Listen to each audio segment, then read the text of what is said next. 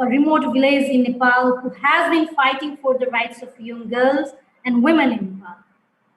I have been advocating for the rights of young women and youth for the last 8 years. I wish you a very happy International Day of the Girl 2020, and I'm very happy to be moderating today's webinar on the topic placing gender equality at the heart of education for a new generation. I would like to welcome all the online viewers. We have hundreds of viewers on the platform and countless others watching the event on YouTube.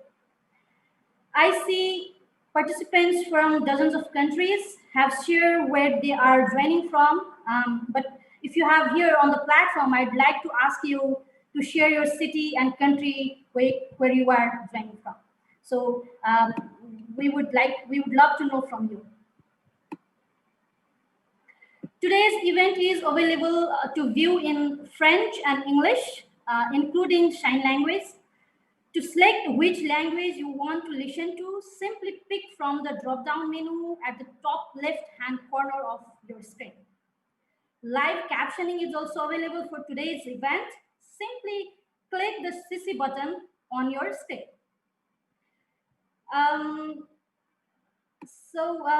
We want to have as much as interaction with the listener as possible throughout the event and invite you to pose questions and Twitter or on the chat function using the hashtags generation equality. I am the first girl. Learning never stops. Kindly use those hashtags if you are using any of the mentioned social media. Be sure to include your Twitter handle. The event host will respond to all your questions after the event if we don't get around to them today. The year 2020 is a milestone moment for accelerating implementation of global commitments to gender equality. 25 years ago, the world committed to improving the rights of all girls and women, no matter who they are or where they live, through the Beijing Declaration and Platform for Action. Despite the commitments made in Beijing to take strategic bold action, girls are still the most likely to suffer extreme exclusion and the world over, making up 3/4 of children of primary school age who may never set foot in a classroom. In 2018, 130 million girls worldwide were out of school. And only 2 out of 3 girls were enrolled in secondary education. In the fragile context of COVID-19 pandemic, we have to act now or we risk losing the gains made over the past 20 years and further widen the gaps and threaten to disrupt the education of more than 11 million girls.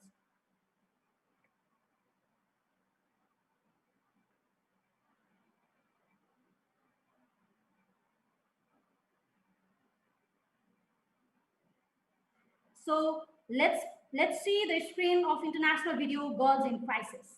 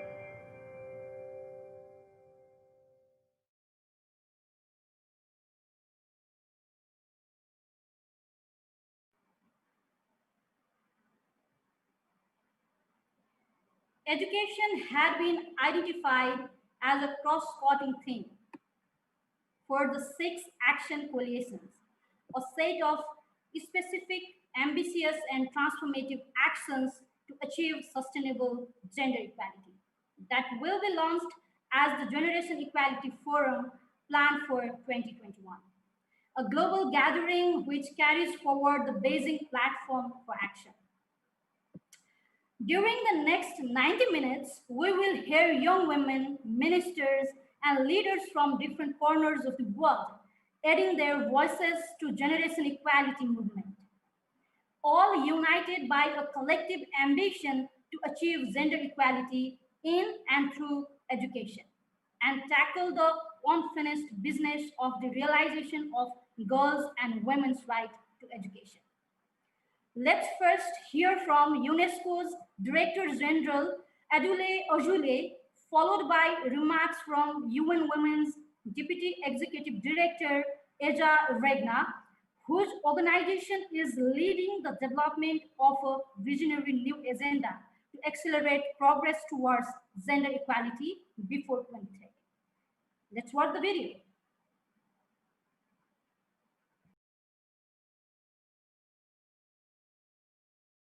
Excellencies, ladies and gentlemen, I am delighted to be with you to celebrate the International Day of the Girl Child. Today is an opportunity to reaffirm our commitment to the education of girls and women, not only as a fundamental human right, but also as an effective driver of development for the future of our societies. The international community made this commitment official 25 years ago with the Beijing Declaration and Platform for Action. In doing so, we acknowledged that when it came to building gender equality, education was the best way forward.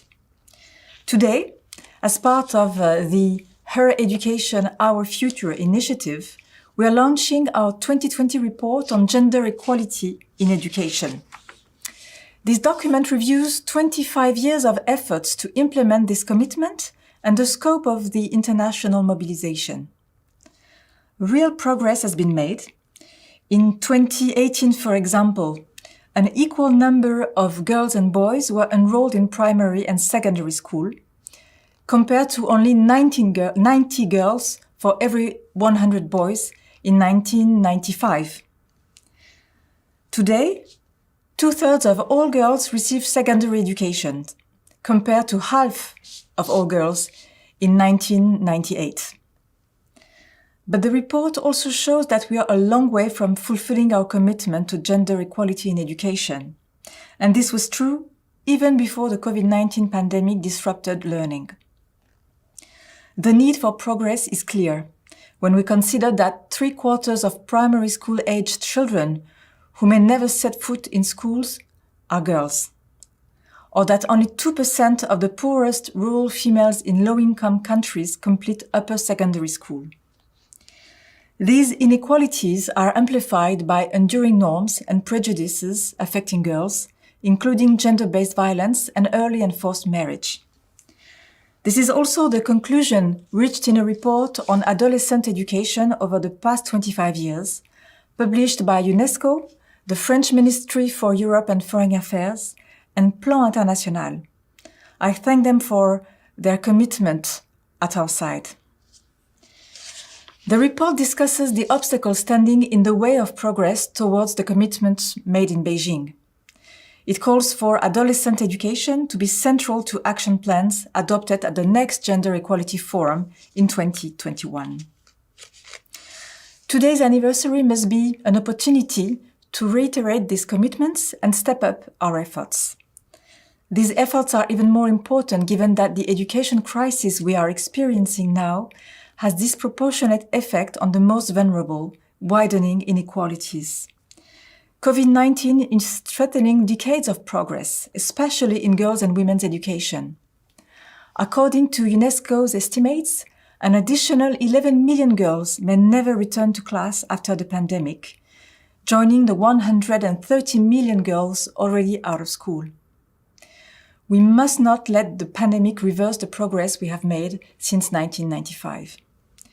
We owe it to the next generations to ensure that the right to education is a reality. This is why UNESCO, through the Global Education Coalition, is working around the world to help member states find innovative distance learning solutions and prepare for school reopening, placing special emphasis on girls' and women's education.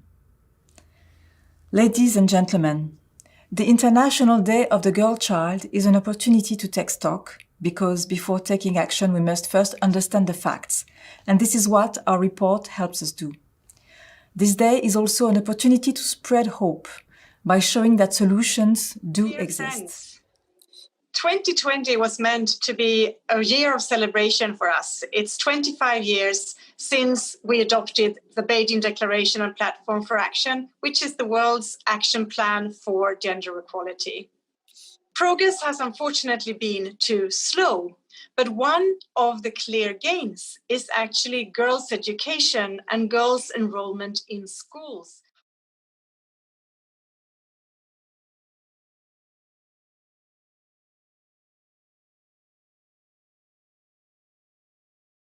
Dear friends, 2020 was meant to be a year of celebration for us. It's 25 years since we adopted the Beijing Declaration on Platform for Action, which is the world's action plan for gender equality.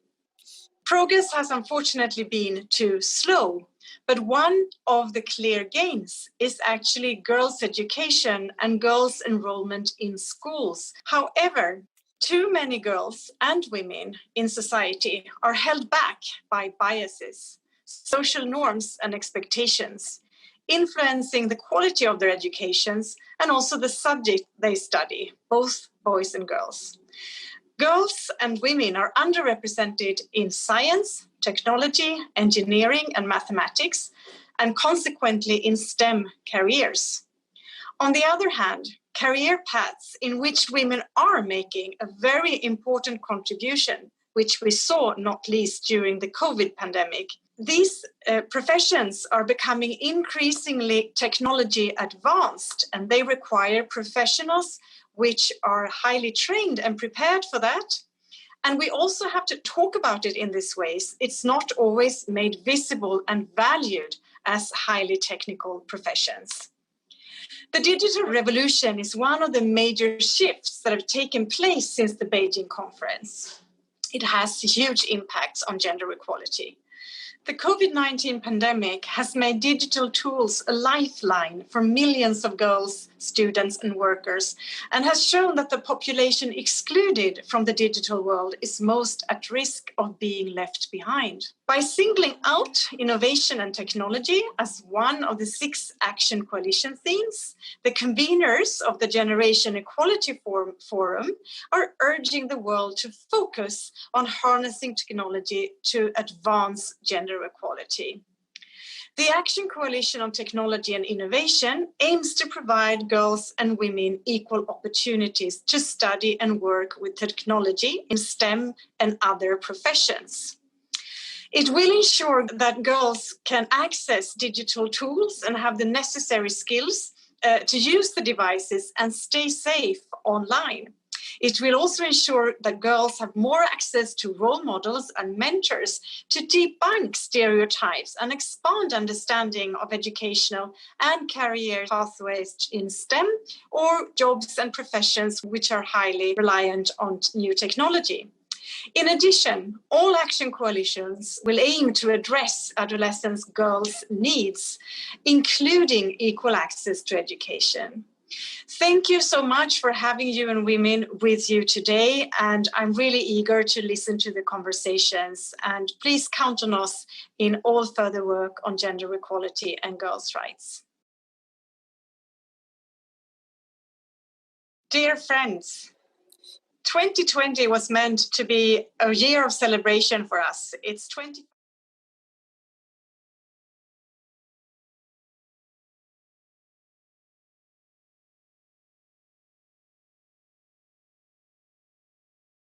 Reports we are launching today.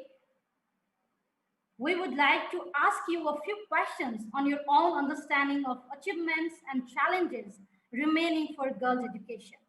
We will do this through a short poll. To participate, get your phone and go to www.untitled menti.com, as shown on the screen.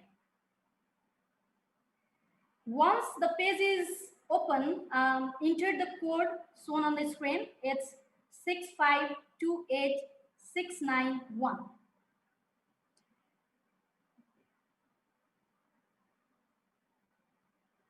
The first question is, how many more girls are in school today than 25 years ago at the adoption of the Beijing Declaration and Platform for Action? This is the very first question.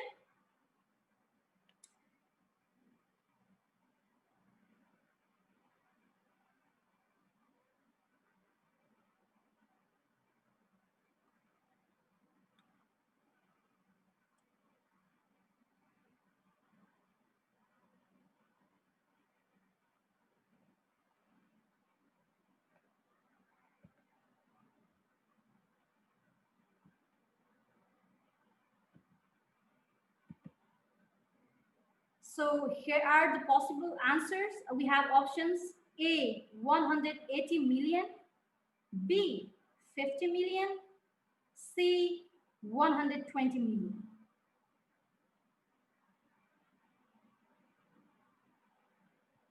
You can click one of the options and submit your answer. The question is, how many more girls are in school today than 25 years ago?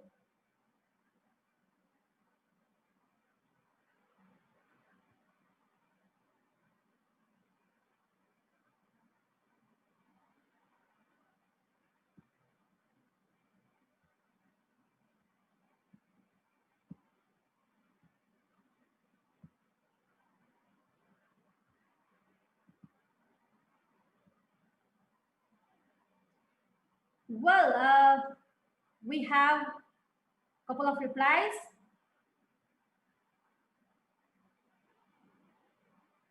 The correct answer is A. Yes, today 180 million more girls are enrolled in school than in 1995. Kindly get ready for the second question of this book. And the question is, the lockdown and school closures linked to the COVID-19 pandemic have increased girls' experience of. Kindly choose your answer from the options.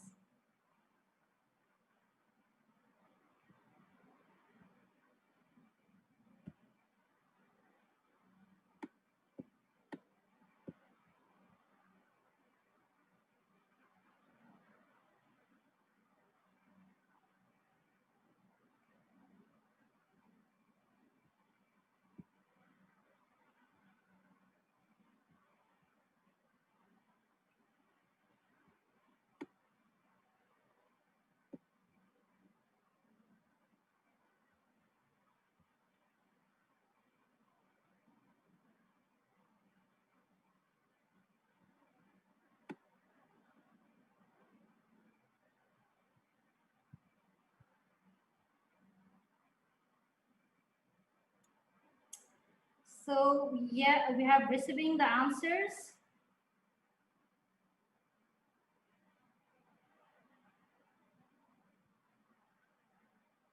Well, let us stop here. Thank you everyone for your active involvement in this book. And the answer is E. All of the above. We cannot let COVID-19 hold back progress on girls' education. This is the focus of our discussion today. Thank you for your participation. We'll ask you a third and final question at the end of the event. So please stick to us. Please be with us until the end of the program. If we are going to achieve gender equality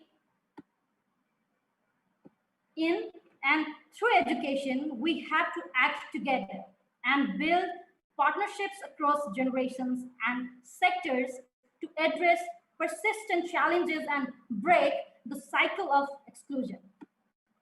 Let's now hear from Manos and Michelle, whose organizations are joining forces to bring the issues of gender equality in and through education to the forefront on International Day of the Girl. Time to coincide with the Beijing Plus 25 review process, they will tell us about two new seminal reports aimed to help countries take stock of progress towards gender equality in education since 1995 and chart the way forward to achieve tangible results on gender equality and deliver the Sustainable Development Goals. Let us start with the GEM report presentation, watching a short video, a first sort of video. Let's us watch the 2020 GEM gender report film.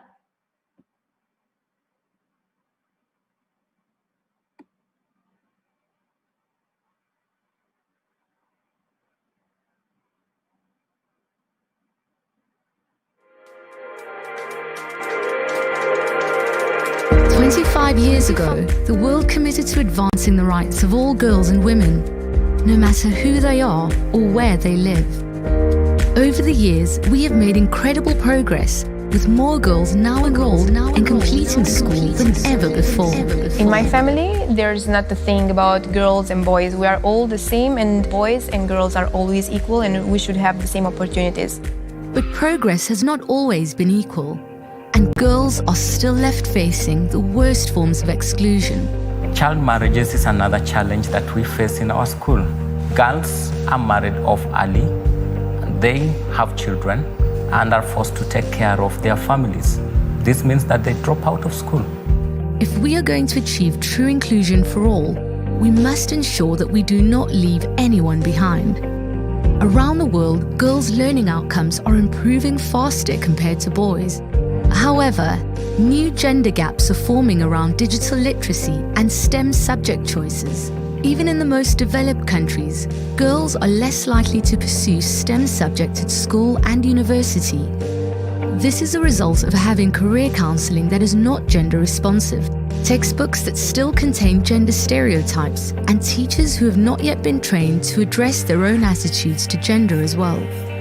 Gender inequality in teacher recruitment, as well as a lack of women in key leadership positions, add to this by reinforcing stereotypes around gender roles. In many developing countries, millions of schools are not inclusive due to their poor infrastructure and unsafe learning environments.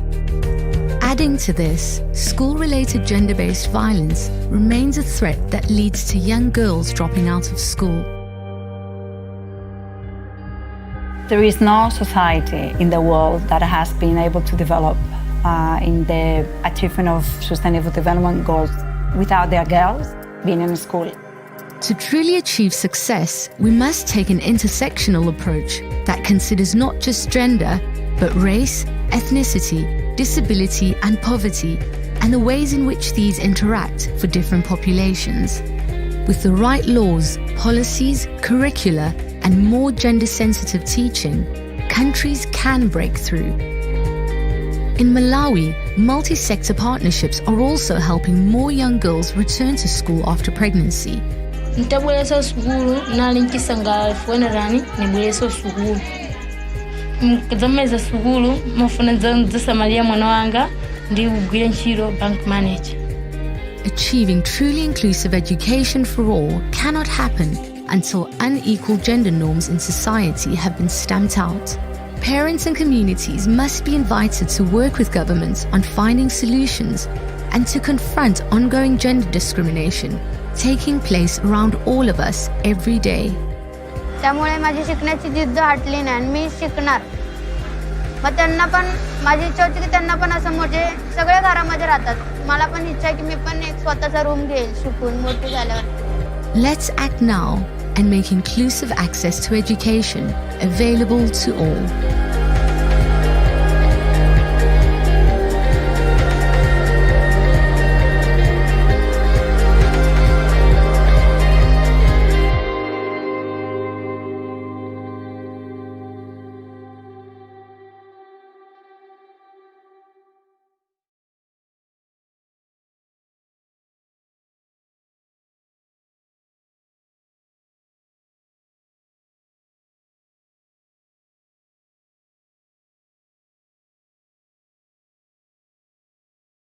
great collaboration to this day. You've heard a lot of my numbers already by the different interventions so far. So I just would like to take you briefly through the key results of the 2020 Gender Report, which is the 7th in a row since we launched this series back in 2011. My name is Manos Antoninis. I'm the director of the Global Education Monitoring Report, and we set to produce a report that would be complementary to the 2020 global report that focused on inclusion in education, but also to address the question of the 25th anniversary of the momentous Beijing Declaration and Platform for Action. As you heard, the key finding is that there has been progress. Really, the progress that we have made in girls' education has been one of the pillars of the progress that we have made towards gender equality overall in the last 25 years. You heard the key finding: 180 million more girls have enrolled in primary and secondary school. That means that gross enrollment ratio among girls in primary and secondary education increased from 73 to 89% in these 25 years, closing a very large gap of 8 percentage points that they had with boys. The big progress particularly noted in Southern Asia. Female enrollment has risen by 3 times in tertiary education, and the report has some interesting findings about how this progress has been particularly interesting in Northern Africa and Western Asia.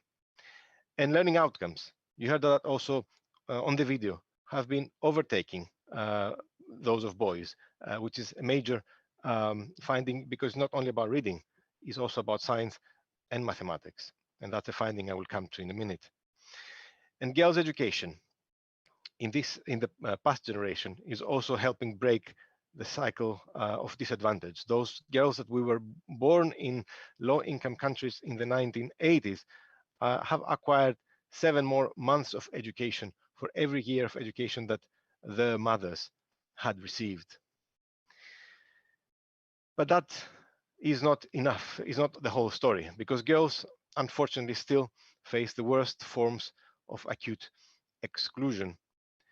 3/4 of girls, equivalent to 9 million girls, of those children who may never set foot in any school ever, are girls. And it is those facing intersecting disadvantages that are facing the largest barriers of access. The report shows that there are at least 20 countries, probably quite a few more, where the poor rural girls, none of them is actually ensuring that they complete secondary school. That is a target that, if you remember, all girls, all children, all young people should achieve by 2030. And yet, as of the late part of the last decade, in these 20 countries, almost not a single poor girl living in a village was achieving. Legacy of past neglect of women's education means that, unfortunately, throughout this period, 63% of women, of all adult literates, are women. This is a statistic that sadly has not changed. Of course, these changes will trickle down in the coming years, but it just shows how long it takes for changes to be observed in the population.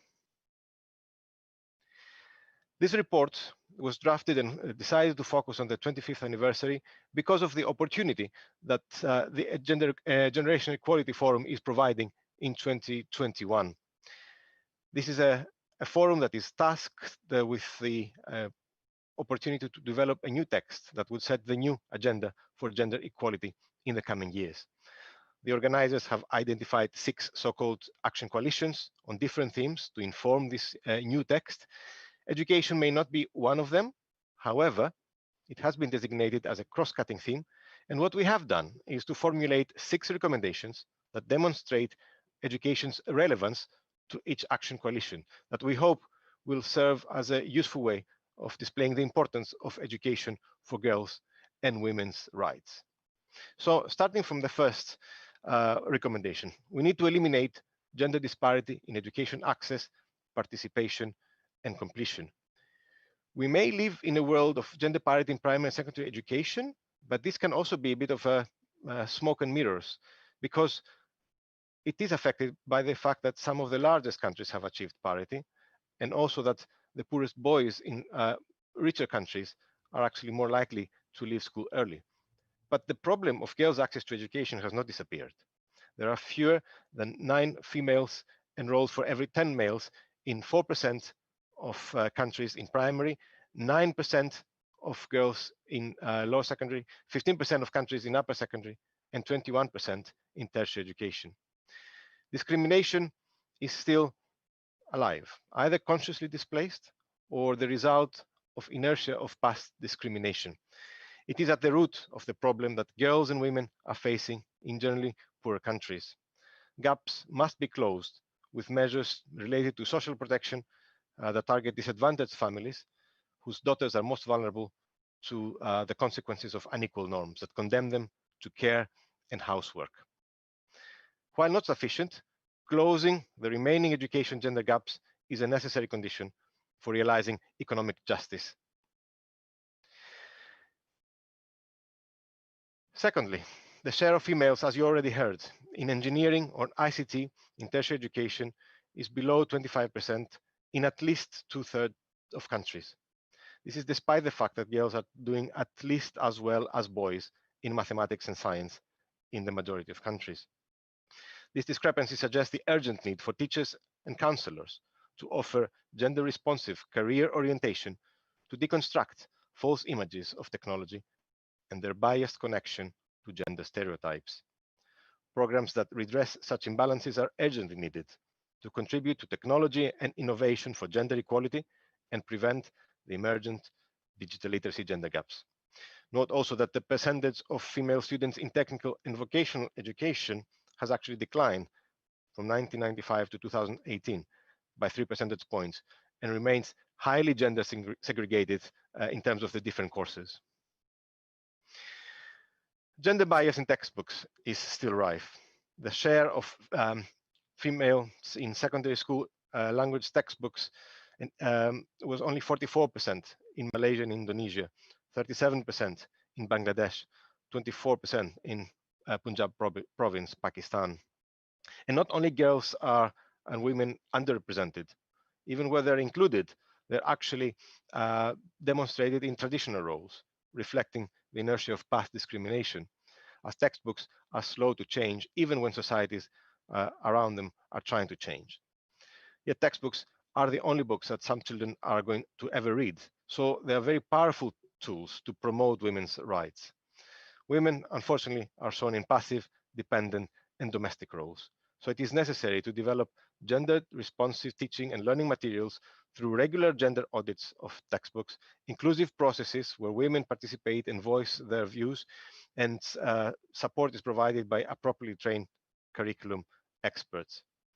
A gender dimension must be explicit in tenders, terms of reference, and contracts for drafting such teaching and learning materials, and teachers need also to be trained to use them.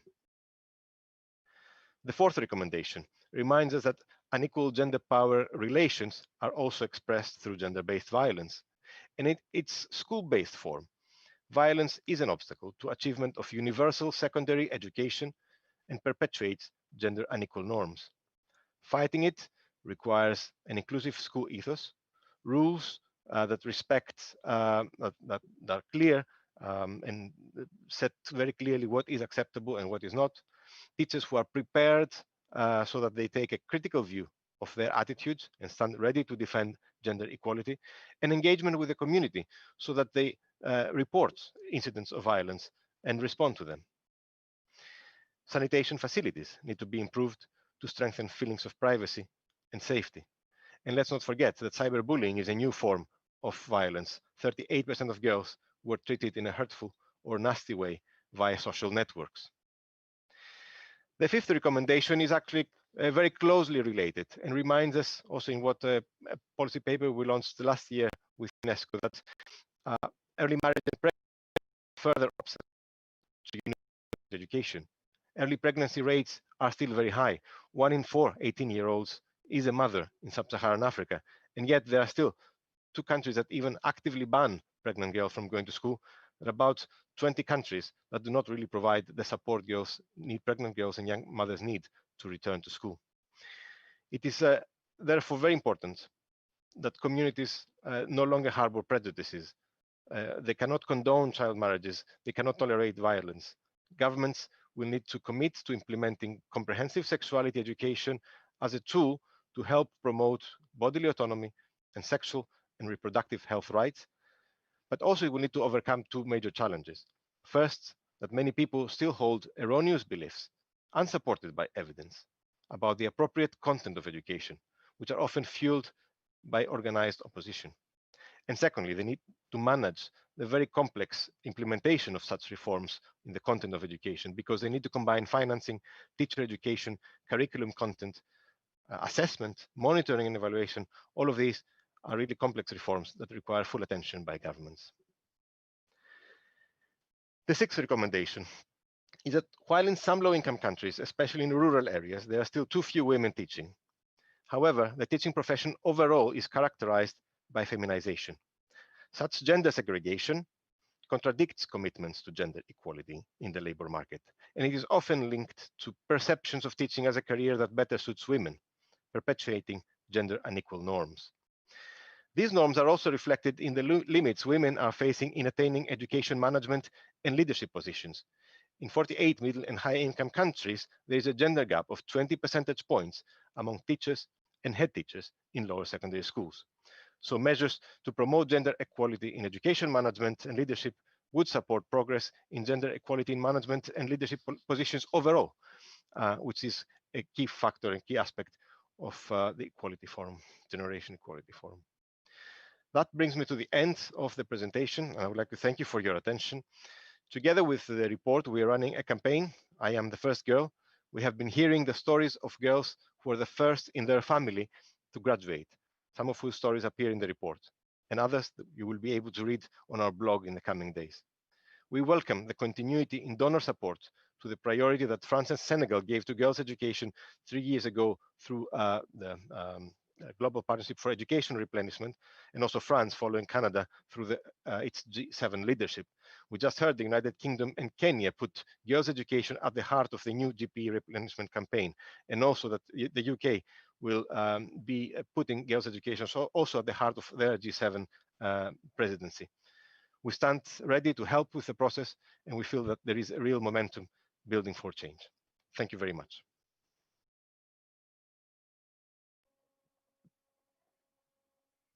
Thank you, Manus. A very wonderful presentation. With COVID-19 making inequalities even more entrenched, this is a critical point of girls' education. This is vital. The recommendations you mentioned are heard by those working on the Generation Equality Forum next year. It is now time for our audience to have a say on what has just been said. I invite all of you watching to write in the comment section which policies would you like to be outlined as strategic underpoints for girls and women's rights and gender equality in the next declaration of the new generation. Making sure these relations are heard is up to the whole education community and beyond. If any of you listening are also working on advocating around the Generation Equality Forum, we invite you to share your initiatives and how we can support the chat during this event. Let us now hear from Michelle to learn more about a joint report also published today by International the French Ministry on accelerating adolescent girls' education and empowerment. Michelle is the Advocacy and Youth Engagement Director of the NGO Plan International France. Michelle, the floor is yours. Thank you very much, Benita. Good morning or good evening, everyone. This is really my pleasure today to present you the report called Beijing 25, Generation Equality Begins with Adolescent Girls' Education. This is a joint report from the French Ministry of Foreign Affairs, Plan International France, and UNESCO. I'd like to start this presentation quoting a passionate adolescent girl advocate from Paraguay. Next, please. She says, I get goosebumps when I realize that 25 years ago, women were already fighting for our rights. Knowing what happened 25 years ago encourages us to keep on fighting for the rights of the girl. Well, this is all about it. Tremendous progress has been made, but we need to continue the fight for gender equality together with the new generation. Next, please. The main objective of this report is to examine progress and persistent gaps in our efforts to achieve gender equality in and through education since the adoption of the Beijing Declaration and Platform for Action adopted in 1995, and to clarify priority actions to be implemented within the framework of the Beijing 25 process and the action coalitions of the Generation Equality Forum and Sustainable Development Goals. The report also aims at promoting adolescent girls' voices and expectations and share inspiring studies, tools, and initiatives from a variety of partners and countries. Next, please. Importantly, the report also aims to inform the 6 action coalitions that are being established in the context of the Generation Equality Forum taking place in 2021. Which are catalyzing action on 6 areas of the unfinished agenda laid out in Beijing, with a call to place adolescent girls' education at the very heart of the action coalitions. Next, please. Why having a focus on adolescent girls' education? Well, because this is a virtuous cycle.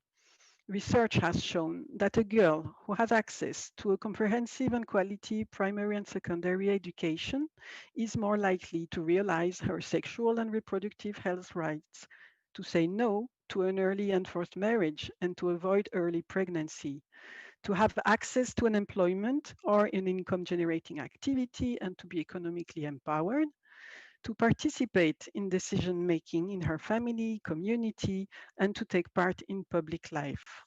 Next, please. So what progress and obstacles are we talking about? Over the past 25 years, enrollment rates for girls have improved significantly, and we have heard in the last presentation a lot about the progress achieved so far. Let me just highlight 2 key figures. Globally, parity in primary and secondary education was achieved in 2009, and an additional 180 million girls were enrolled in primary and secondary education in 2018 compared to 1995. Also, 2 out of 3 girls are now enrolled in secondary education compared to 1 out of 2 girls only in 1998. Next, please. Nevertheless, those improvements hide disparities and obstacles that are still significant, particularly at secondary level. Parity has only been achieved by 1 country out of 4 in upper secondary school. And disparities in participation and learning are exacerbated by different vulnerability factors that may interact with gender, such as wealth status of the country and the family, place of residence, whether urban or rural, ethnicity, disability, conflict, or crisis contexts. There are persistent obstacles, which are linked to poverty and economic hardship, social and cultural norms, which remain a major obstacle to girls' access and retention in school, especially once they reach puberty and are assigned to a role of wives and mothers instead of learners able to design their own future. Child marriage often results in early and unintended pregnancy and social isolation. It interrupts schooling, limits employment opportunities, and makes girls more vulnerable to domestic violence. School-related gender-based violence has an impact on the quality of learning and is a key factor in adolescent girls dropping out of school. Next, please.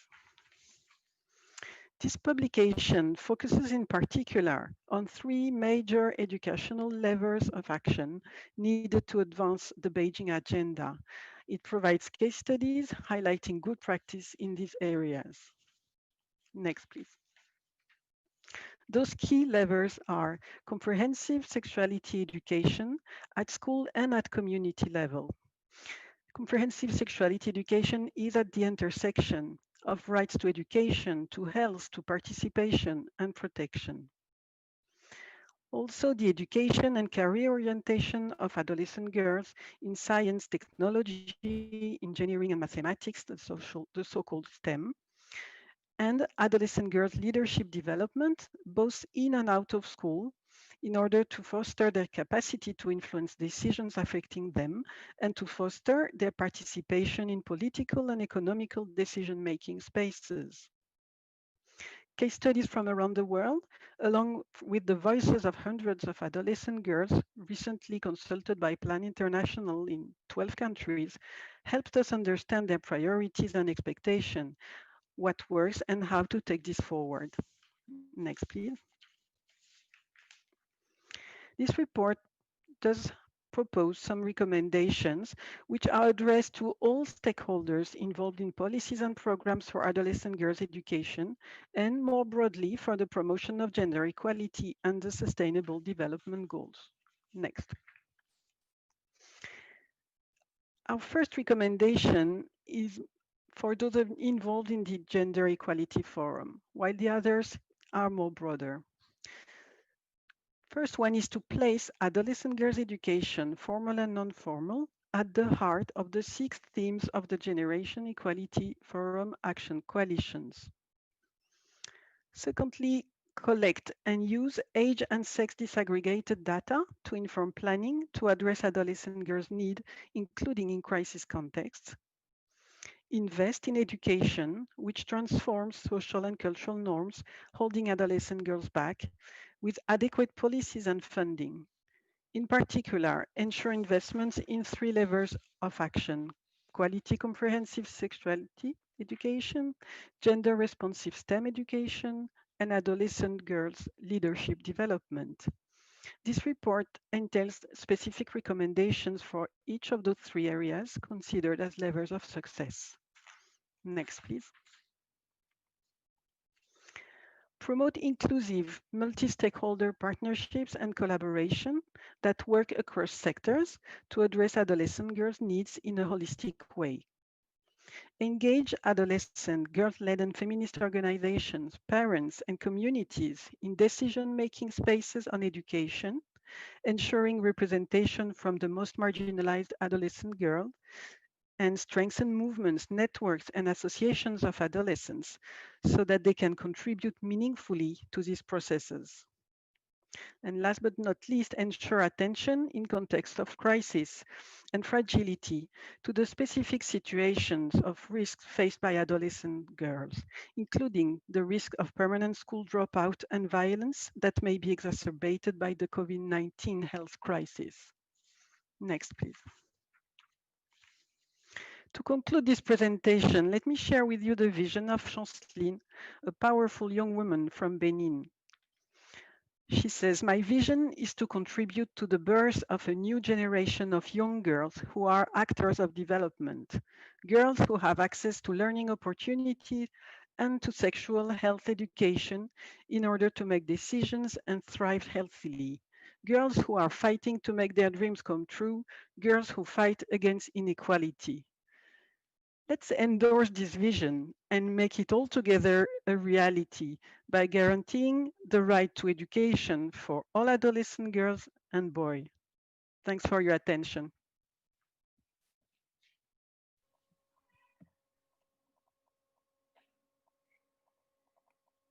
Thank you, Michelle. We just heard from Michelle the persistent challenges, but also the levers of action to ensure adolescent girls' education and achieve a gender equality generation. We are now joined by 5 representatives from government, civil society, and regional organizations to discuss their efforts to deliver concrete, game changing results in education across generations for girls and women. Thank you all for joining the discussion to mark International Day of the Girl 2020. Vice Minister Killa, firstly, congratulations. Finland is getting the bar for women in leadership, with the world's youngest female prime minister and a record number of young women in leadership positions across government, yourself included. Yet, the Finnish experience is very much exception. The rising rates of female education have not shifted deeply entrenched occupational segregation in both developed and developing countries, and despite doing just as well as boys in classroom. Social and institutional barriers still discourage girls from taking up careers based on science, technology, engineering, and mathematics.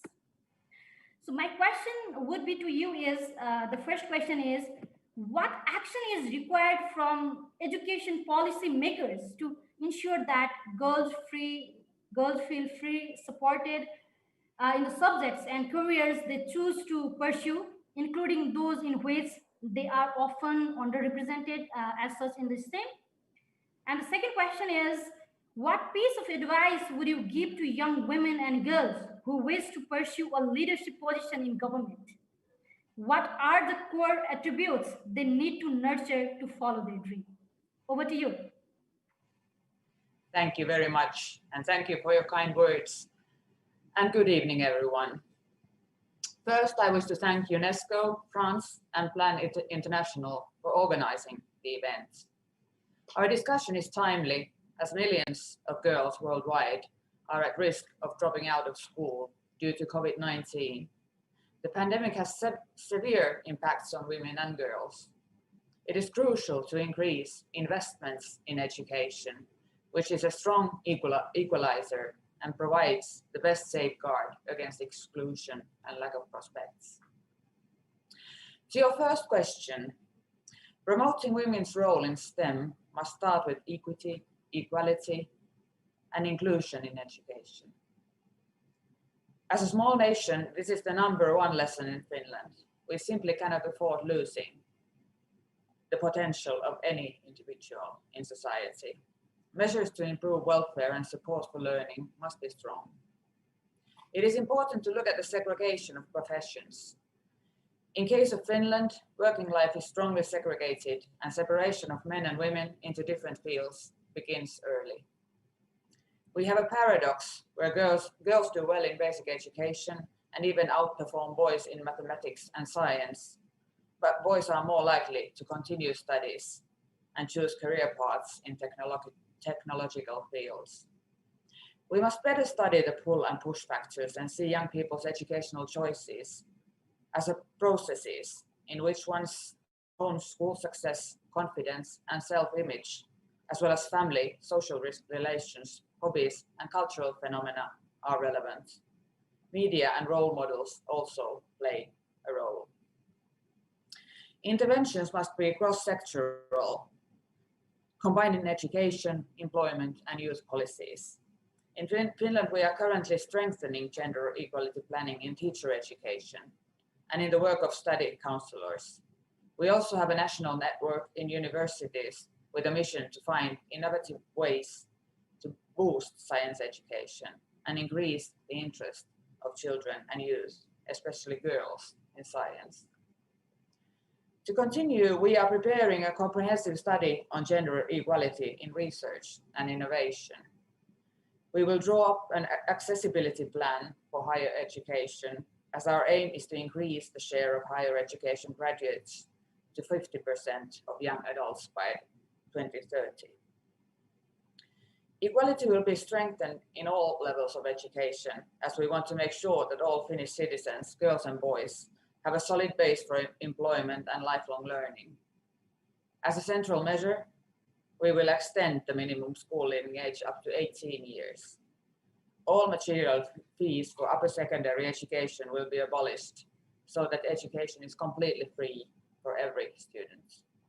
We will also improve student guidance and welfare services. Dear all, as we celebrate the 25th anniversary of the Beijing Declaration and Platform for Action, the most progressive document ever on the rights of women and girls, Finland is taking part in the global generation equality campaign. As a co-leading country in the Action Coalition on Technology and Innovation, our vision is to bridge the gender divides in digitalization. Education, training, and science will play a key role here. For your second question, First, I wish to emphasize that equality is a matter of all society. It is up to political decision makers to build an environment with strong legislation that enables, supports, and encourages women to pursue in leadership positions in all sectors of society. It is important to have more women engaged in politics in order to strengthen equality in all policy planning.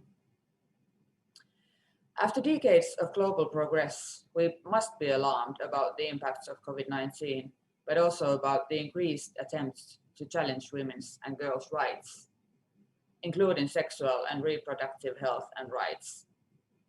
Finland is committed to taking the global gender equality agenda to the next level and remove the systemic barriers to gender equality.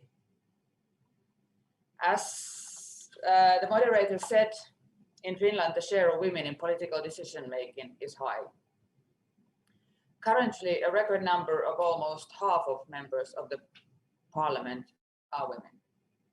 11 out of 19 ministers of the government are women, including Prime Minister Sanna Marin, who at the time of nomination was also the youngest in the world to hold that position. 49% of all active workforce in Finland are women. The number of women directors in business and enterprises is among the highest in the world. We aim to continue on that path. Finland strives to become a leading country in gender equality. According to World Economic Forum, Finland is currently the third most gender equal country in the world. As the first to grant all men and women full political rights more than 100 years ago, Finland has a strong legacy to build on. This would not have been possible without decisive decisions to provide everyone an equal opportunity in life. Harnessing the potential of every individual is not only morally correct, but also a smart policy in terms of well-being and prosperity. Finland was recently once again ranked by the UN as the world's happiest nation. So my advice to girls and young women would be, dream big, hold on to that dream, and believe that change is possible. Education is the key. Become a positive agent of transformation and be persistent. Raise your voice and demand the global community to do better.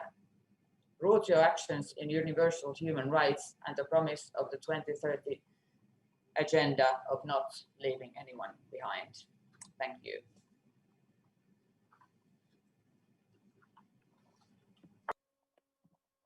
Thank you very much, Honorable Minakila, for your wonderful remarks and answering all the questions. We know that education can give women and girls the life skills they need to adjust to an uncertain future, to stand up to discrimination and violence, and to make decisions about healthcare, including sexual and reproductive health. Countries need to focus on making schools more inclusive to all students, no matter their background, ability, or inability, particularly in the face of COVID-19, which has accelerated already existing inequalities.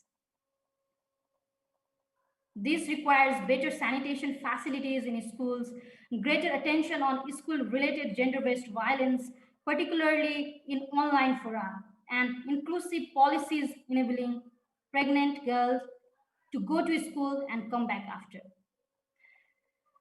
We will be having French Sign Language interpretation for the next 3 speakers. I'd like to inform all the respected participants. We are joined by a representative from Senegal's Ministry of Education, Ms. Marie Bobo Sibi, the technical advisor to the minister. Dear Marie, my question would be to you is, the first is, Senegal has seen greater strides in women's and girls' education over the past 25 years. Can you share some insights into the ministry's efforts to foster girl-friendly schools, such as addressing gender imbalance within the teaching profession? And the second question is, in the context of global pandemic, the sanitation of a school is even more critical than before. What efforts has your ministry led to improve sanitation and menstrual hygiene facilities in schools? Both essential measures to reduce absenteeism of the facilitated girls, orientation in adolescence. So these two questions are to you, Miss Murray. Over to you.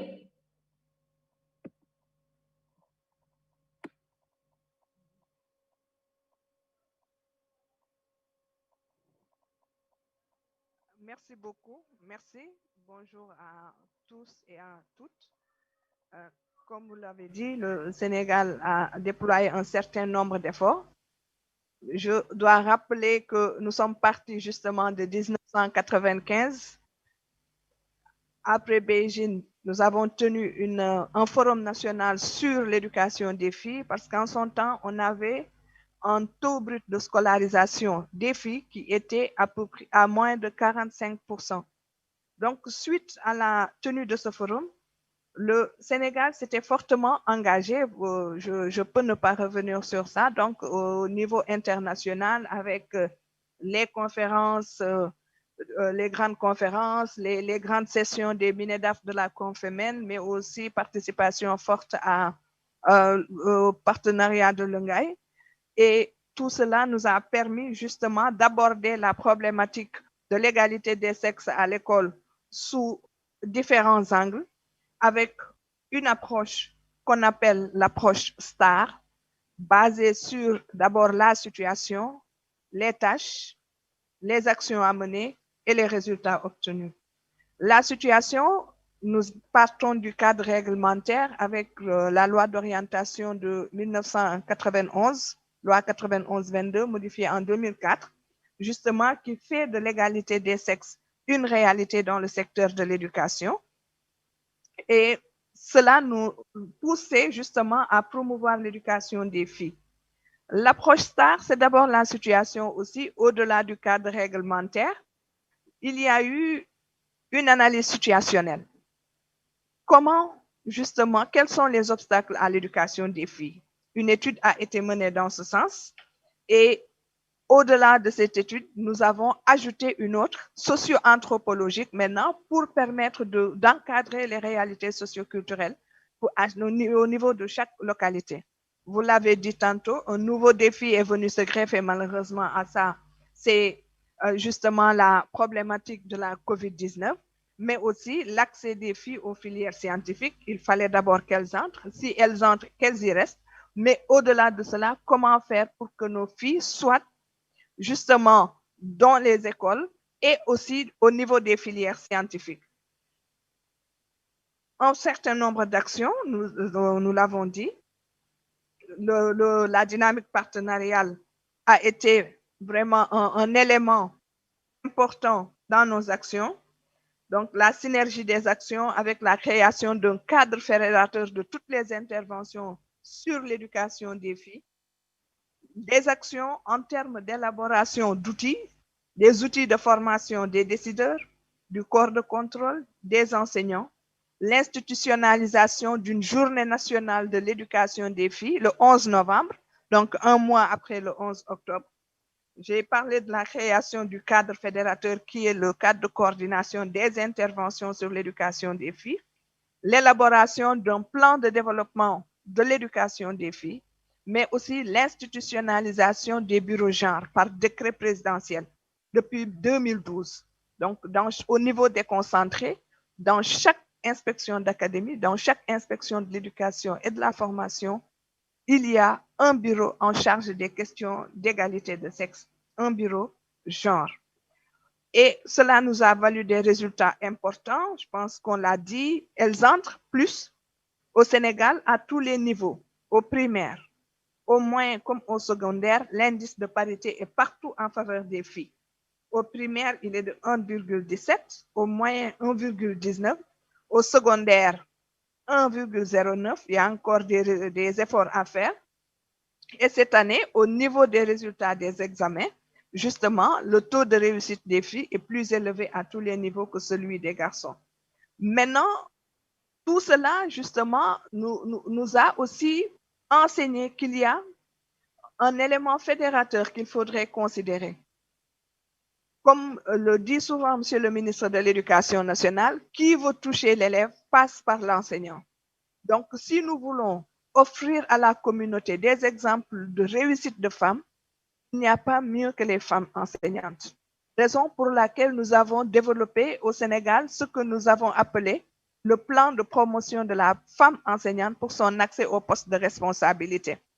Ce plan de promotion permet aux femmes de gagner des postes. C'est une compétition et on leur a accordé ce qu'on appelle le bonus genre. Au-delà du bonus genre, il y a maintenant des postes priorité femmes, des postes de responsabilité au niveau desquels seules les femmes compétissent. Et s'il n'y a pas maintenant de femme qui ait gagné ce poste, on peut l'attribuer à un enseignant. Et toujours dans le cadre de la mise en œuvre de ce plan de promotion de la femme enseignante, nous avons aujourd'hui plus de 14% des femmes qui ont accès aux postes de responsabilité. C'est vrai qu'on n'est pas encore à la parité, mais au moins nous sommes partis de 2,52% des effectifs femmes à 14% des effectifs des femmes qui, justement, ont gagné des postes de responsabilité. Au niveau maintenant central, au niveau de l'administration centrale, je pense que des efforts importants ont été déployés aussi. Au ministère de l'Éducation nationale, la directrice de cabinet, c'est une femme. La secrétaire générale du ministère aussi. Nous avons 4 femmes directrices nationales, des inspectrices d'académie, des inspectrices de l'éducation et de la formation, la doyenne de l'inspection générale de l'éducation et de la formation, qui est aussi une femme, et des femmes coordonnatrices de projets.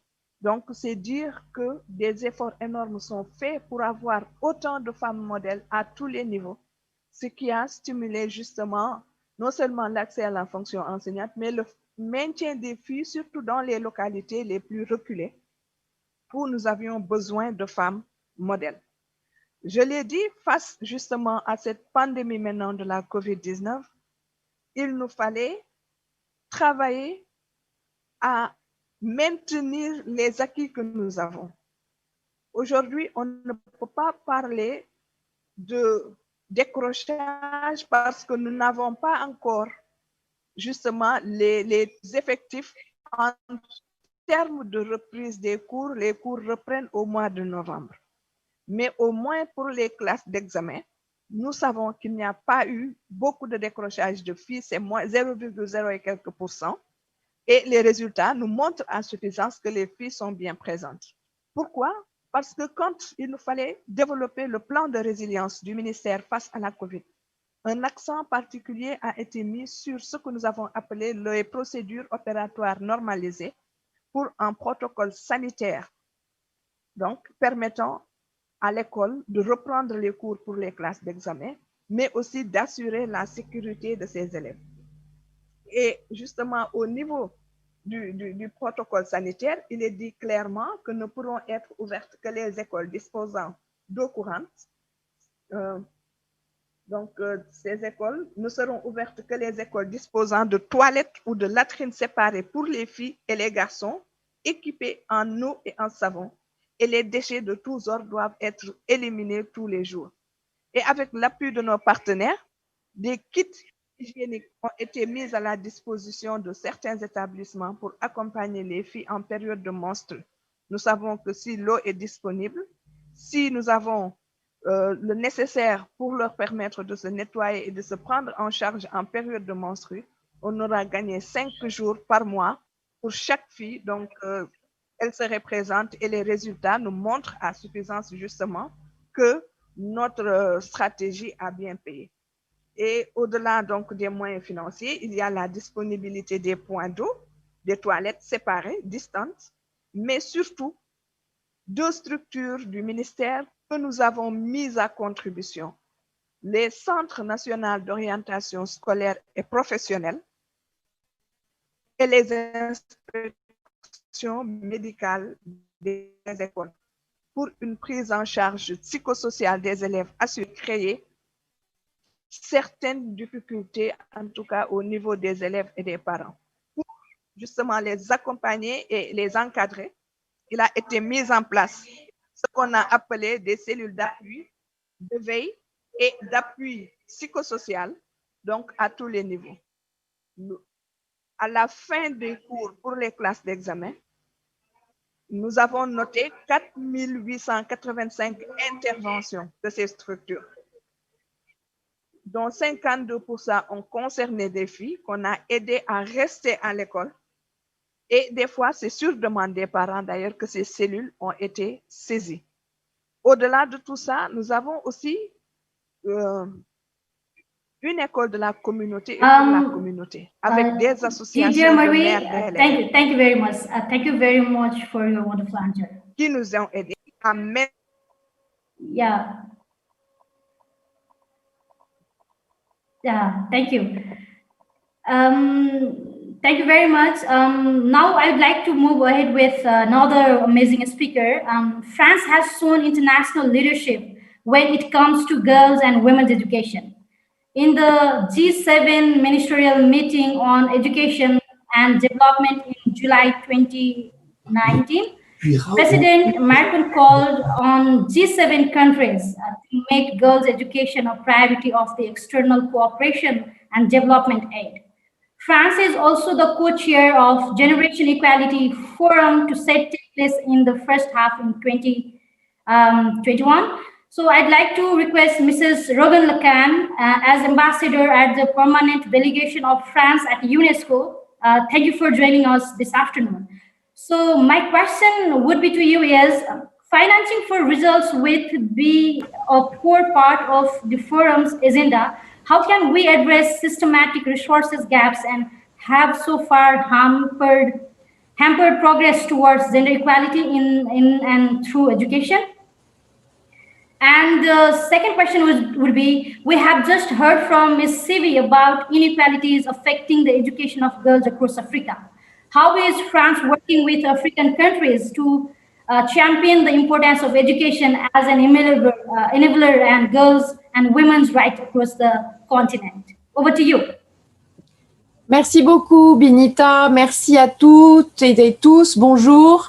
Merci à l'UNESCO et à la Fondation Plan International France pour la co-organisation de cet événement et pour le partenariat de qualité qui les unit au ministère de l'Europe et des Affaires étrangères de la France pour la 3e année consécutive à l'occasion de la Journée internationale des filles.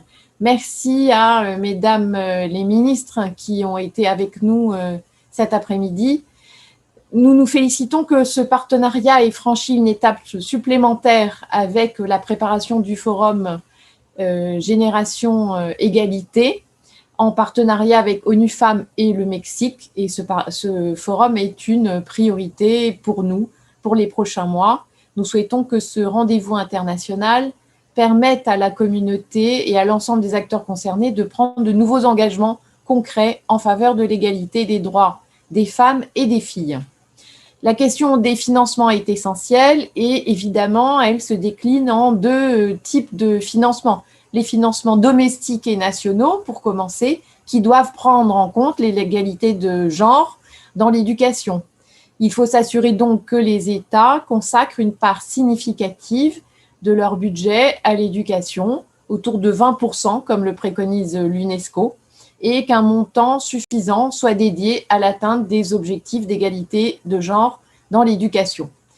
Il y a ensuite, donc on vient de parler des financements nationaux, il y a les financements internationaux et bilatéraux pour permettre la mise en œuvre d'actions spécifiques visant l'égalité de genre dans l'éducation. C'est notamment ce que nous, la France, nous poussons dans le cadre de la reconstitution des fonds du partenariat mondial pour l'éducation, qui devrait intervenir à l'été 21, et de l'élaboration de la nouvelle stratégie du partenariat qui devrait inclure l'égalité de genre comme un axe majeur. Notre Agence française de développement met également les actions de promotion et de prise en compte de l'égalité de genre au cœur de ses interventions dans le secteur de l'éducation et de la formation professionnelle.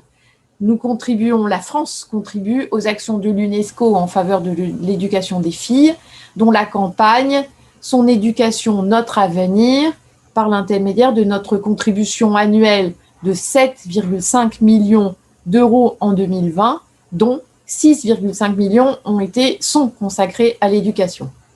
Mais la mobilisation des fonds ne suffit pas à elle seule. Il faut que ces fonds, bien sûr, soient utilisés de manière efficace et efficiente. Dans ce cadre, il s'agit de s'assurer que des analyses approfondies des besoins et des barrières concernant l'éducation des filles soient menées systématiquement avec la plus grande rigueur.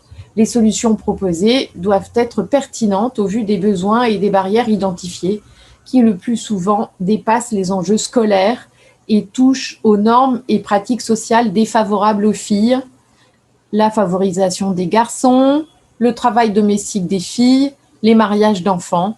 Voilà des pratiques qui peuvent s'avérer dramatiques pour la vie d'une jeune fille et auxquelles il faut mettre fin. Enfin, il nous faut mettre en place des partenariats multi-acteurs et multisectoriels pour aborder l'enjeu de l'éducation des filles de manière intégrée. Les différents ministères doivent coopérer les uns avec les autres, mais également avec la société civile, les acteurs locaux, la communauté, des parents, et s'assurer que toutes les actions mises en œuvre touchent l'ensemble des publics et traitent de lutte contre les mariages d'enfants, de grossesse précoce, de lutte contre les violences de genre en milieu scolaire. Tout ça doit être efficace. S'agissant, Binita, de votre deuxième question, nous venons d'entendre la ministre Tala parler de ces inégalités. Nous, la France, avons fait de cette égalité entre femmes et hommes notre priorité. Le président de la République, Emmanuel Macron, en a fait la grande cause de son mandat. La stratégie française pour la politique étrangère dans le domaine de l'éducation, de la formation professionnelle et de l'insertion, qui fixe les orientations pour nos interventions dans ce secteur, doit renforcer nos actions à destination des publics les plus vulnérables, en particulier les jeunes filles, comme les axes majeurs de notre intervention. La France soutient l'accès des filles à une éducation de qualité et leur maintien à l'école, notamment au niveau secondaire, en encourageant l'inclusion de ces objectifs dans la conception et la mise en œuvre de politiques éducatives des pays partenaires, notamment sur le continent africain. Nous consacrons nos engagements financiers à développer des environnements scolaires favorables à l'apprentissage pour les filles, exempts de violences de genre, des infrastructures sanitaires et d'hygiène adéquates. Notre collègue du Sénégal qui a parlé juste avant moi en a parlé en détail. C'est essentiel. Infrastructures d'hygiène, savon, eau, des programmes scolaires dépourvus de préjugés sexistes et formation des enseignants sur ces enjeux, et nécessité encore une fois d'accroître le nombre de femmes dans le corps enseignant, car celles-ci sont minoritaires dans de nombreux pays. Mon pays, la France, soutient par ailleurs la lutte contre les mariages forcés et les grossesses précoces et non désirées, et l'accès à toutes les filles, mais aussi à tous les garçons, à l'éducation complète à la sexualité. Dans ce cadre, la France soutient le financement du programme du bureau régional de l'UNESCO à Dakar, le programme O3, en anglais « Our Lives, Our Rights, Our Future », ça veut dire « nos droits, nos vies, notre avenir », c'est pour ça que O3, qui porte sur l'éducation et la santé, et notamment la santé sexuelle et reproductive, à hauteur de 2 millions d'euros. La politique de coopération française encourage également l'orientation des femmes vers le secteur des STEM, le développement de la participation des femmes à l'enseignement technique et à la formation professionnelle.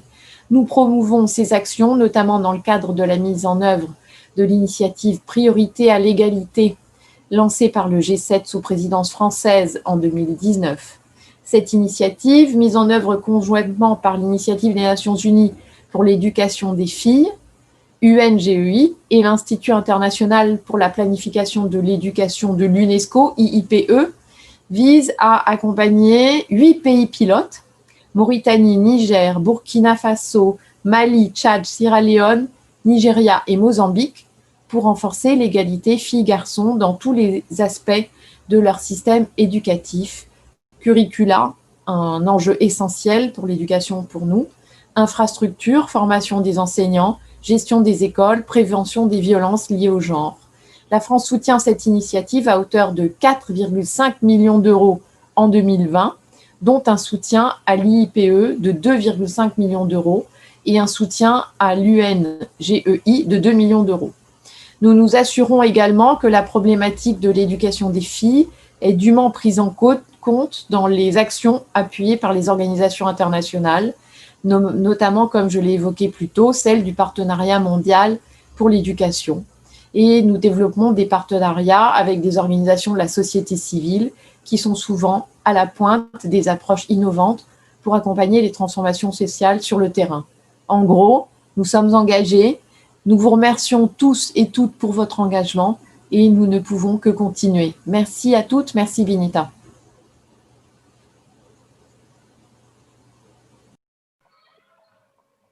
Thank you. Thank you very much, Mrs. Raghunathan, for your wonderful answers. Very pleased to hear that.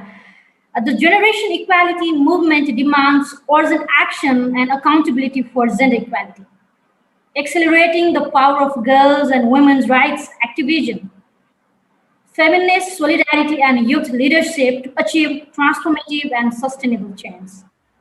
Young people have been actively involved in the action coalitions, which will set the pace for progress towards gender equality before 2030. Yet, despite their agency, women and girls are often excluded from decision-making processes due to lack of education, high unemployment, and poverty. Let us hear from Flematu. Flematu is a 24-year-old woman from Guinea. She is an advocate for girls' rights and children's rights in her country since 2016 as a co-founding member of a club named Young Girls Leaders from Guinea Club. So my question would be to Flematu is that, Flematu, growing up in Guinea, what was the first barrier you experienced in your education and how did you overcome it? And the next question is, businesses as usual will not suffice to achieve gender equality in and through education once and for all. What urgent message do you want to give to the world leaders as we enter into the decade of action for gender equality? Over to you.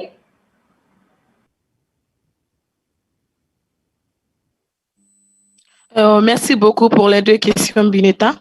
Les obstacles, pour la première question, l'obstacle auquel j'ai été confrontée, être né dans une famille où la scolarisation n'est pas une priorité pour les filles, mais plutôt les travaux ménagers, tel a été mon obstacle parce que au lieu d'aller à l'école tôt le matin, il fallait d'abord faire des travaux ménagers avant de partir, chose qui me mettait en retard. Ce genre de situation freine vraiment la scolarisation, favorise la déscolarisation de beaucoup de filles dans mon pays, même si moi j'ai pu quand même m'en sortir. Ce qui m'a permis d'aller de l'avant dans mes études, c'est d'abord ma motivation. À l'école primaire, je voyais dans l'école un moyen pour moi de fuir les travaux ménagers, un espace d'échanger avec mes camarades d'âge. Et ce n'est qu'arrivé au secondaire que j'ai compris toute l'importance de l'éducation. Alors là, je me suis fortement impliquée dans mes études, malgré la distance à parcourir et les attitudes peu encourageantes des professeurs. Dans les zones rurales, le problème d'accès des filles à la scolarisation est vraiment renforcé du fait de la distance à parcourir pour être à l'école, chose qui incite les parents à garder leurs enfants avec eux à la maison ou parfois leur donner un mariage précoce. Le mariage précoce est un frein supplémentaire pour la scolarisation de la jeune fille et sans compter son impact sur la santé et aussi l'avenir de la fille et de ses enfants. Pour ces cas, je me permets de partager avec vous un exemple de Fanta, l'exemple de Fanta. Fanta est une jeune fille, une jeune femme âgée de 24 ans que j'ai rencontrée lors de mon passage dans une localité de la Guinée où je faisais la sensibilisation sur l'importance de l'éducation de la jeune fille. Fanta est mère de 3 enfants, dont 2 filles. Elle a abandonné l'école parce qu'il n'y avait pas de secondaire dans son village, par crainte pour sa sécurité et son honneur. S'il la laissé partir habiter ailleurs, ses parents le gardaient avec eux au village. Alors, elle s'est retrouvée mariée contre son gré à l'âge de 15 ans. Son frère, par contre, lui, a pu se rendre au collège et Fanta nous a confié vraiment de ne pas souhaiter la même chose à ses filles, c'est-à-dire les obstacles auxquels elle a été confrontée parce qu'il n'existait pas de secondaire dans son village, que ses filles ne soient pas confrontées à ces mêmes obstacles. Et vous allez constater que mon cas et le cas de Fanta est un peu différent. Pourquoi? Parce que moi, je suis née dans la zone urbaine et grandie là, et Fanta est née dans la zone rurale et grandie aussi là-bas. Mais ces deux problèmes sont vraiment le problème des milliers de filles de la Guinée, que ce soit en zone urbaine ou en zone rurale.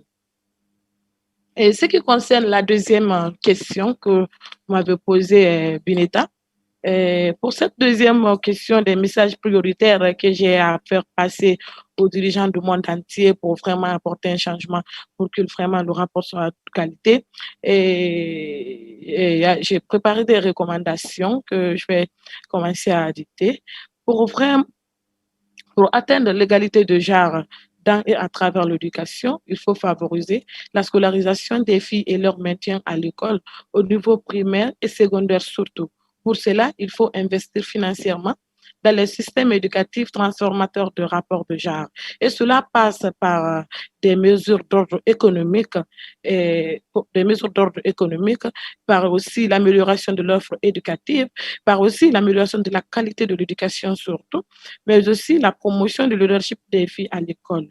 Et quand on prend des mesures d'ordre économique pour lever des freins économiques à l'éducation des filles, il faut des activités génératrices de revenus pour les parents dans les zones rurales, tout en leur exigeant d'inscrire leurs enfants à l'école. La promotion de bourses d'études pour des filles dans les zones rurales pour qu'elles accèdent au niveau secondaire. La promotion de bourses pour des filles qui obtiennent leur bac puissent poursuivre des études supérieures et aussi les dons en kit scolaire.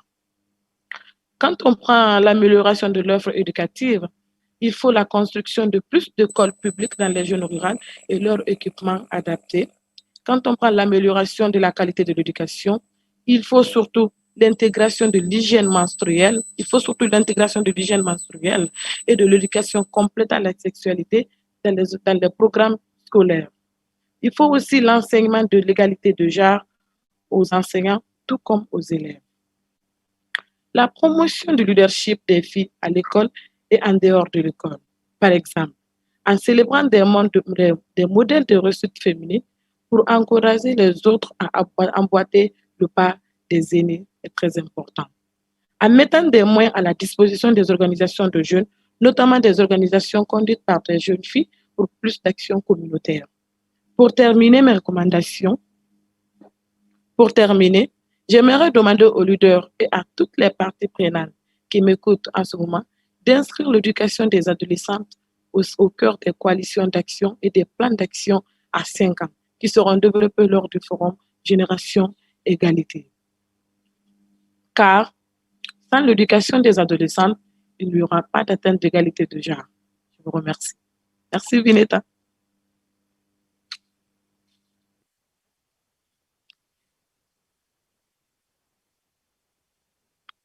Merci, Bineta.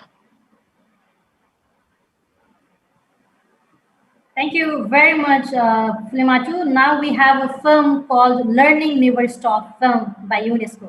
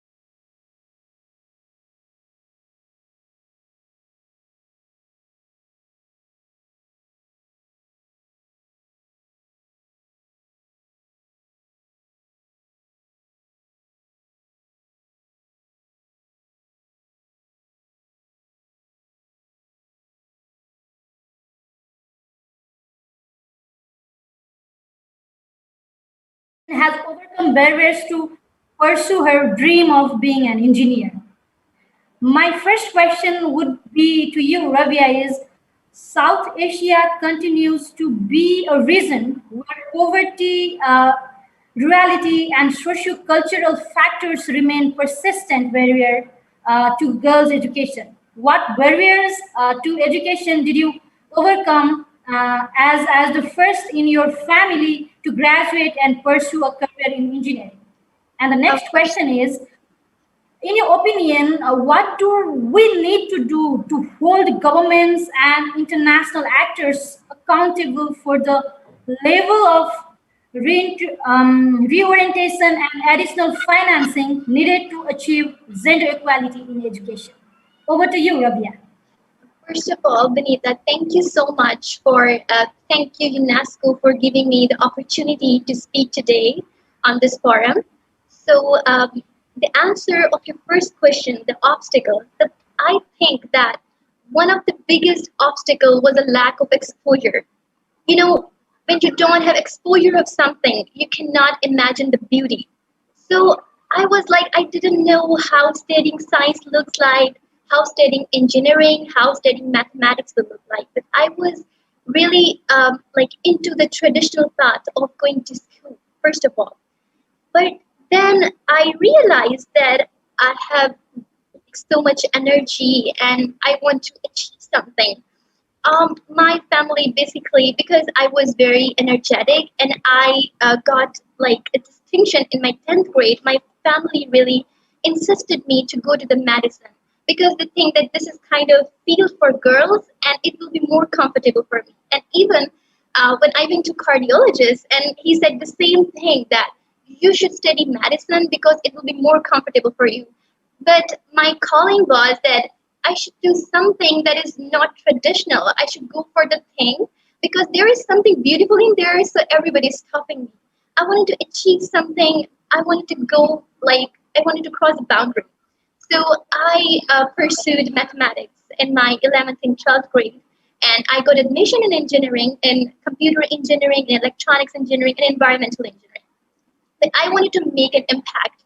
So I chose environmental engineering. There were a lot of obstacles. There were a lot of relatives, that you should go for medicine. It will be good as a girl. But I really overcame that obstacle. I listened to myself. I believed in myself.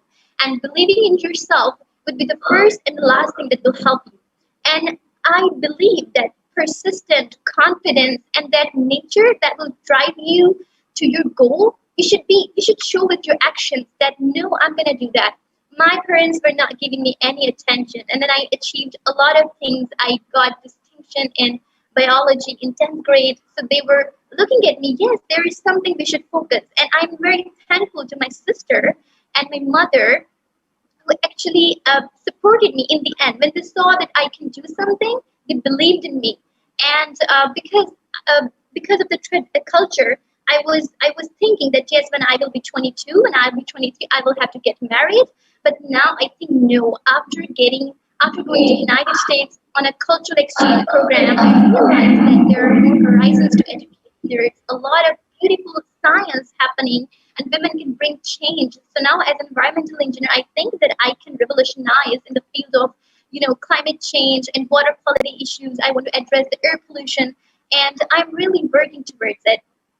And for your second question, that what we can do, what we can ask governments to do. So basically, in our culture, there's no awareness, and awareness is the key. When you don't have awareness, people are not gonna think in that way.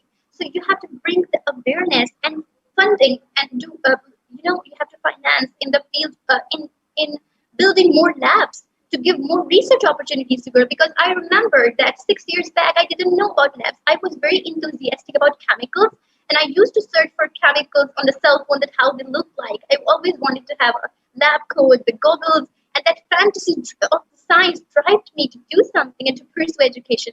And I'm like not only the first female to get an undergraduate degree, but not any male even pursue masters and PhD, because they think that education doesn't work. And I said, no, it's worth it, and I will show you that it will. So that we have to fund in the sector of science, and in bringing and in creating awareness that women can do anything in these underdeveloped communities. And we have to create opportunities and incentivize them, by incentivizing them by that if you will send your daughters to school, we will provide you scholarship or something like that. To start with something small, so this is something like I would like to. And yeah. And one thing I would like to add, that people here think that marriage is everything. But I believe that marriage is not life, it is a part of life. And also people here think that, when you get married, it will solve every problem. And that's the cultural, social, and religious myth. And we need to really, we need to finish that concept. Thank you.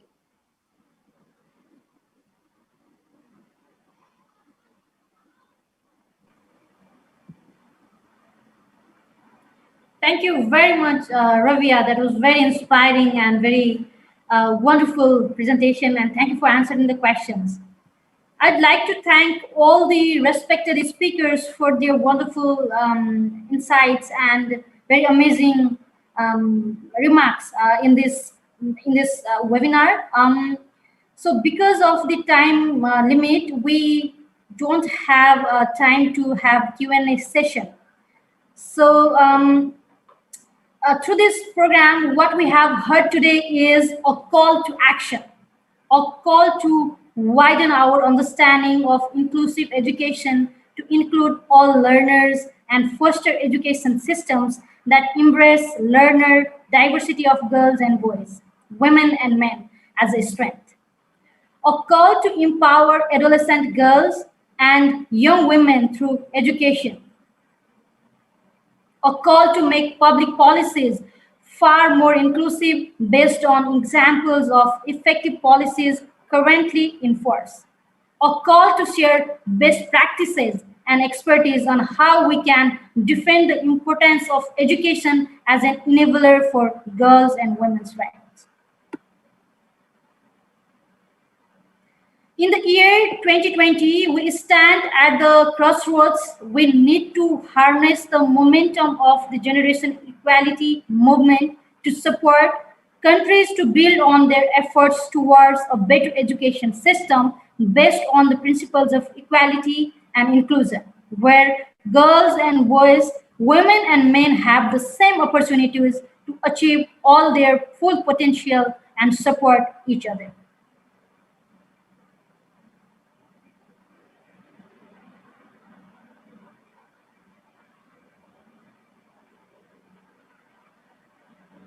So having said this, we all have a role to play in making this happen, And remember, an equal generation is an educated generation. So I would like to thank all the speakers and thank you, organizing team, for providing me with such a great opportunity. So I'd like to conclude today's webinar from my end.